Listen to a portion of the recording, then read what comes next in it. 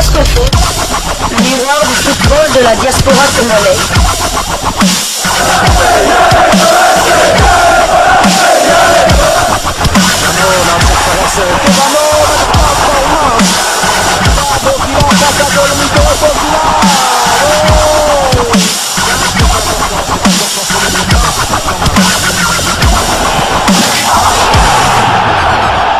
Diasco Foot, le miroir du football de la diaspora congolaise. Vous êtes sur Diasco Foot, le miroir du football de la diaspora congolaise.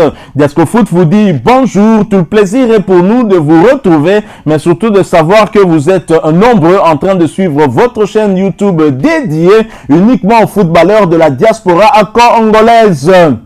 C'est l'heure de partager avec vous quelques informations que votre rédaction a pu récolter pour vous concernant en tout cas certains de nos internationaux ou des binationaux. Nous allons parler de Chancel Mbemba, nous allons parler aussi mercato de quelques joueurs d'origine congolaise, des internationaux aussi, pourquoi pas dans le cadre de votre chaîne YouTube Diasco Foot, parce que nous sommes le miroir du football de la diaspora congolaise. Et pour le numéro d'aujourd'hui, nous allons le débuter du côté de la France, en France où l'international congolais Chancel Mbemba Mangulu sera suspendu pour le Classico qui va à nouveau opposer son équipe au Paris Saint-Germain. Le défenseur central de l'Olympique de Marseille et de la République démocratique du Congo, Chancel Mbemba Mangulu, sera suspendu pour le prochain Classico contre le Paris Saint-Germain en championnat, et ce match est prévu pour le 26 février prochain. L'international congolais Chancel Mbemba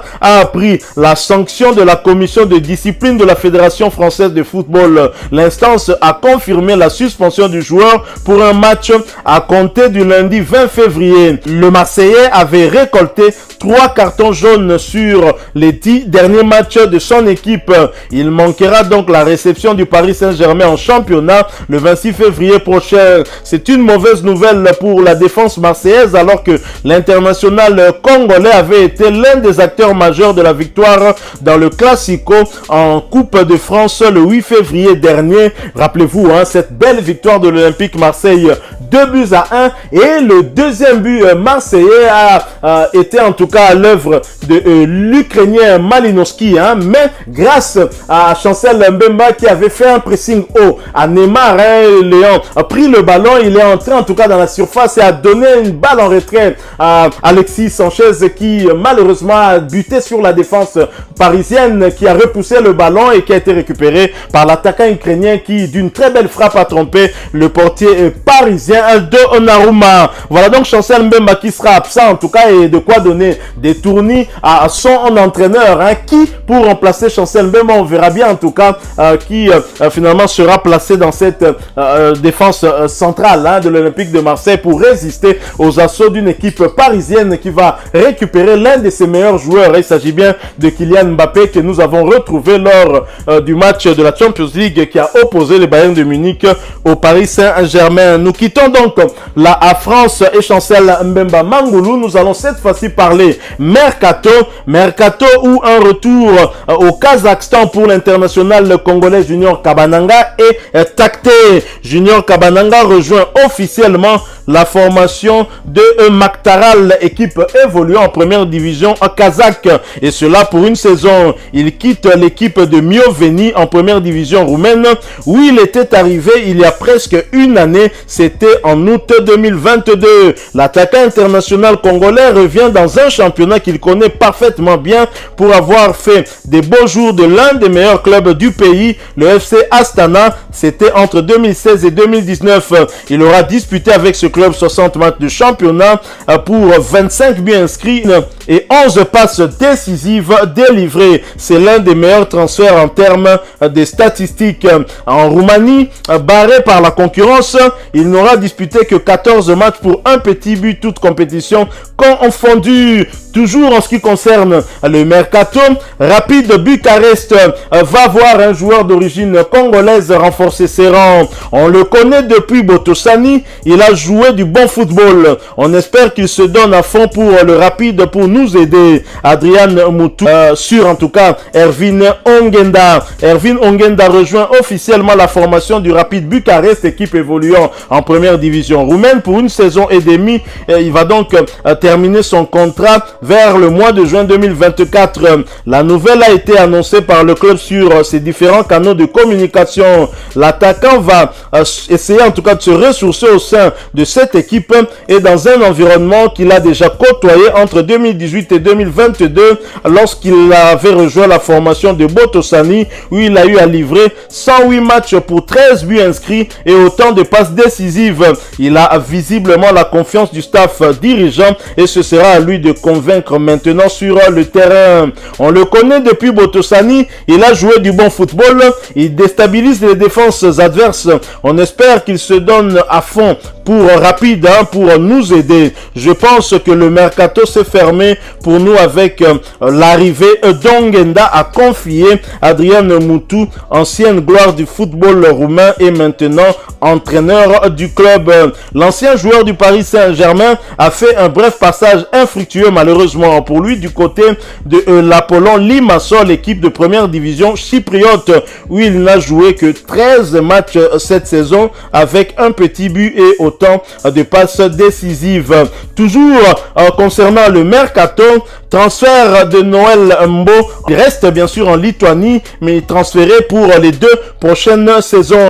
Noël Mbo rejoint officiellement la formation de Panevėžys, équipe évoluant en première division de Lituanie pour les 2 prochaines saisons, soit jusqu'en décembre 2024. L'annonce de l'accord a été faite par le club sur ses réseaux sociaux. L'attaquant congolais n'aura pas mis beaucoup de temps à trouver une attache après son départ de l'équipe de Diogas Telsiai dans le même championnat où il est venu se ressourcer après avoir passé un bon moment sans club. C'est donc une très bonne chose pour lui d'avoir décroché ce contrat qui va lui permettre de jouer calmement et de donner le meilleur de lui-même. Et bien évidemment, à lui aussi de prouver sur le terrain qu'il est digne de la confiance du staff dirigeant et surtout du staff technique et qu'il va en tout cas apporter son expérience dans ce club. Nous allons quitter le mercato. On a parlé de 3 Congolais qui ont trouvé en tout cas des points d'attache pour poursuivre leur carrière. Nous allons cette fois-ci redescendre ici en Afrique pour parler d'un international congolais, mais nous y allons après cette courte pause. Diasco Foot, le miroir du football de la diaspora congolaise.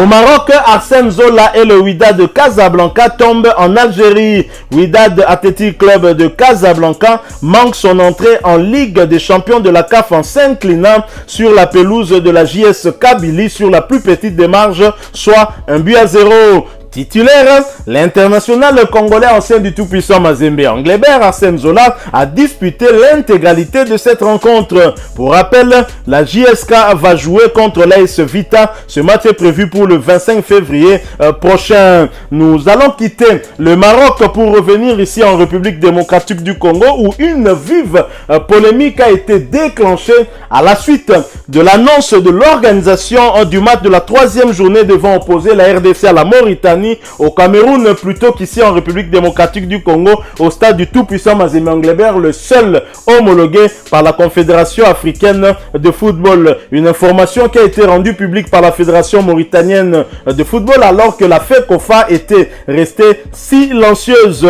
L'international congolais Yohan Wissa, très en colère. Les léopards de la RDC vont recevoir les Mourabitoun de la Mauritanie le 24 mars prochain au stade de Japoma à Douala. Nous sommes là au Cameroun et cela pour le compte de la 3e journée des éliminatoires de la Coupe d'Afrique des Nations Côte d'Ivoire 2023. La rencontre est prévue sous le coup de 16h heure locale. L'information a été officialisée par la Fédération de football de la Mauritanie. Cette délocalisation se justifie par la non-homologation du stade des Martyrs et le choix de la FECOFA de ne pas jouer ce match au stade du tout-puissant Mazembe Anglebert. Et vous voulez qu'on soit les meilleurs? honteux, a donc réagi, Yohan Wissa, sur son compte Instagram. Rappelons qu'après les 2 premières journées, les Léopards occupent la dernière place du groupe I avec 0 points derrière les Panthères du Gabon ainsi que les Mourabitoun de la Mauritanie qui en comptent 4.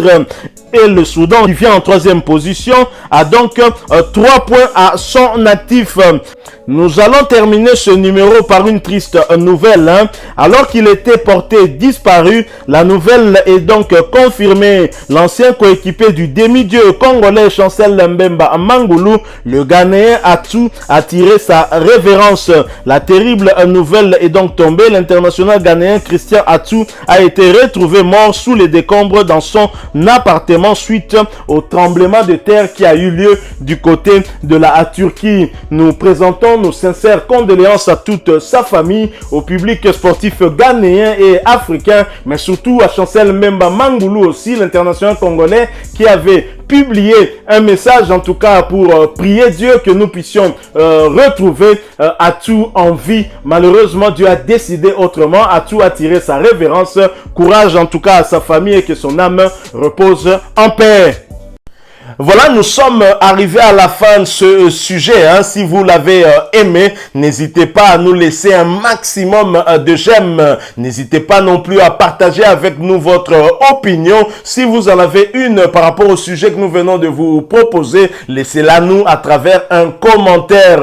Abonnez-vous si vous êtes nouveau ou ancien que vous ne vous êtes pas encore abonné sur cette chaîne Diascofoot, parce que nous sommes le miroir du football de la diaspora congolaise. Et n'oubliez pas qu'en vous abonnant apparaîtra une petite cloche de notification. Cliquez dessus pour ne plus rien manquer des prochaines vidéos que nous allons vous proposer. Encore une fois, merci à vous, avec espoir de vous retrouver très bientôt avec un autre sujet d'actualité. En attendant, portez-vous bien et Diascofoot vous dit au revoir.